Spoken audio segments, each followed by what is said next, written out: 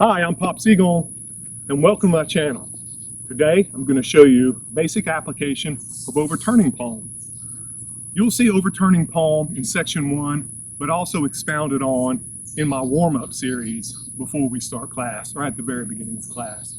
And overturning palm is most evident at the end of torquing palm when we're talking about how we're coming out of that torquing collapse motion and then extending ourselves back.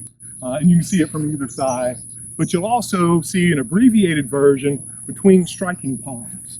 And that movement, of course, is you're wiping the elbow, coming across, you have this position, this wedge triangle position for a minute, then you're extending yourself out. You don't necessarily have to step, but I'm showing you that step simply for illustrative purposes. You can stand here and you can see overturning palm into striking palm.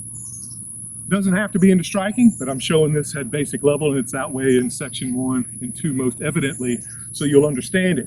It is a strong skeletal position. You can use it, and it is used as a means to enter into the opponent relatively safely. It forces your body to create a wedge and makes that triangle movement with elbows up. You have some skeletal shield when you're moving in, and you can absorb that shock with your mass, bring it down through your feet into the ground, and use it that way. And you can see it. Again, I have my assistant, and you can see it. If he tries to throw a lead punch, overturning palm, and I'm entering. And you see me doing it from the outside in because that's most preferable if I can get away with it for me. But it also works from the inside out. He throws a punch, and you can see the contact as you move in. That torquing movement, that wedge, allows me to crash through. I don't really know what he's going to throw, and I don't really care as long as I can see him, his skeletal positioning, and I can move that way in. Even if I don't know, he steps forward, and I go into overturning palm, and I just hit his shoulder. You can see I'm rotating and entering, wedging myself in the gaps he creates with his movement forward, and piercing my skeleton through his skeleton. And throwing him down if my footwork is correct. And once you practice your footwork enough, amazingly enough, you'll see that your footwork is almost always correct. As long as you understand where he has to stand and where I have to stand, there's always something you can do. So off across, not much different. He moves forward and I'm inside, and my overturning palm deflects as I move in. And you can see me moving in. He's now punching behind me. If he hits me, it'll just be a bare deflect. But from that, again, I can use overturning palm, even from this position, to forearm strike, rotate through his neck, and step forward again, pushing palm, and then throw him down. So overturning palm is very handy, no matter at what position you're in. At the full extension, at the middle or intermediate position where we're wedging. So even if I don't know, and he's coming in with a wild swinging hook, and I don't want to counter, overturning palm, you see me move, brace him, and then overturning palm again from this side, and I can hit him in the neck, step forward, and he's almost thrown. It also works when you see him, say, again, the hook. Most people back up for the hook and they just get a series of hooks and swings in. They're constantly dodging.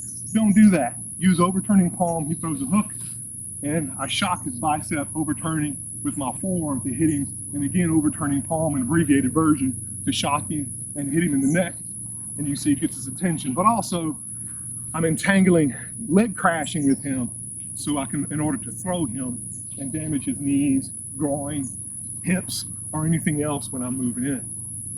But you see that position. It's an extremely important and potent move, which you'll see different versions of throughout my system because it's so useful. And you see, I show it in the extension mode because that's what people focus on. It's easier for them to learn. However, if you'll notice in overturning palm, you're also withdrawing after you're extending. That's also important. And part of the basic one, say he throws in and I use overturning palm to make contact. We have the bridge and I can feel his position. I don't even have to see him.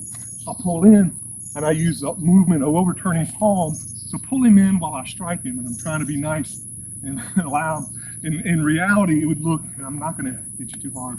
He comes, and you can see me stepping forward to hit him in the face, and then I'm in, and I go through pushing palm and throw him down.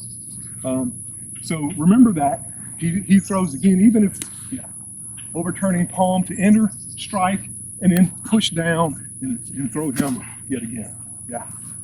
And again, it's a lot of this, I'm trying to mitigate the fall, so I'm issuing force and reabsorbing the force so I don't slam his head on the ground too much. So he comes in with a cross, same overturning palm, and then I'll pull him down, and you can see I didn't even have to sapu. His skeletal position I knew was there. If I wanted to, I could have, but that would have slammed him on the ground too hard. And I just overturning, bring him, continue to twist and bring him down. So thank you for watching. Please like and subscribe, and I'll see you again soon.